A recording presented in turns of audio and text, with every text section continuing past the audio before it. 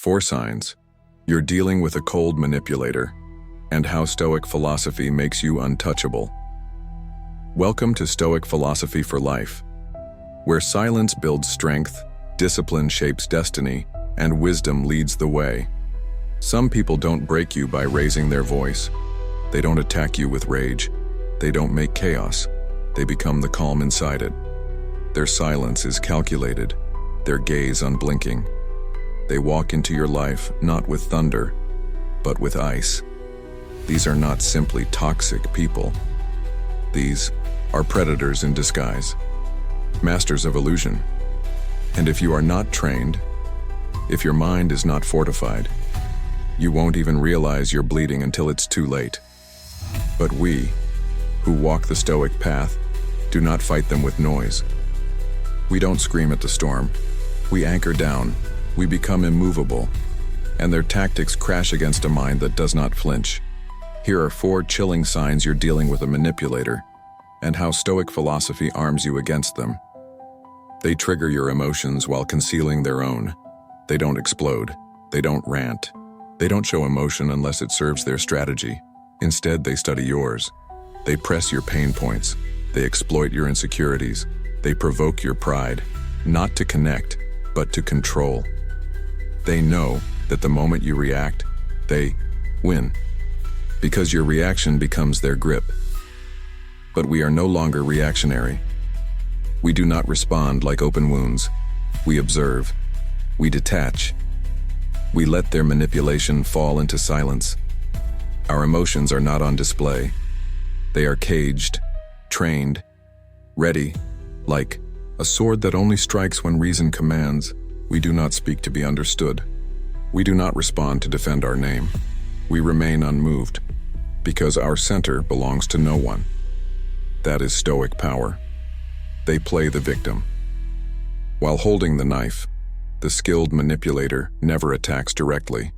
They provoke you, then act like the wounded. They lie, twist, and gaslight. And when you push back, they smile, because now you look like the aggressor. They engineer narratives. They craft false stories. They recruit allies to their illusion. And if you're not careful, you'll waste your strength chasing justice in a theater built to collapse around you. But we do not argue in arenas of illusion. We don't chase shadows. We protect our character. We hold our composure. We let truth defend itself through time.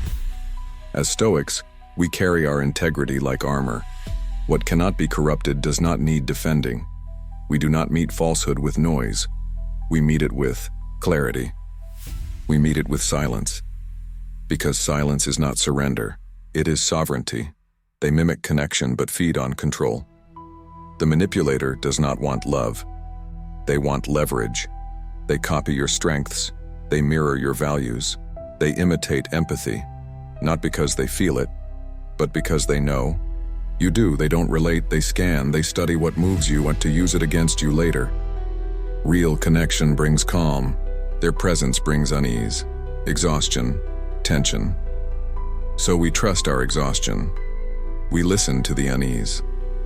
The body whispers what the mind is slow to admit. This is not peace. And when we recognize the weight, we walk away, not in anger, but in certainty. Because nothing is more powerful than a man who no longer needs chaos, who can say, I do not need this.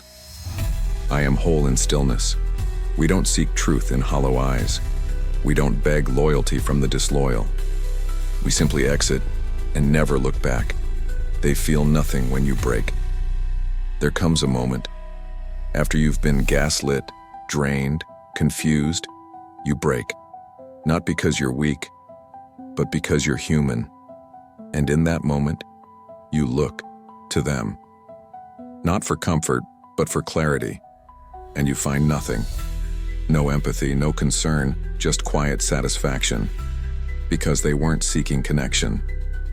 They were seeking your collapse, and now that you've broken, they feel powerful. This is the final sign. Their joy is not in building with you, but in watching you shatter. But we break differently.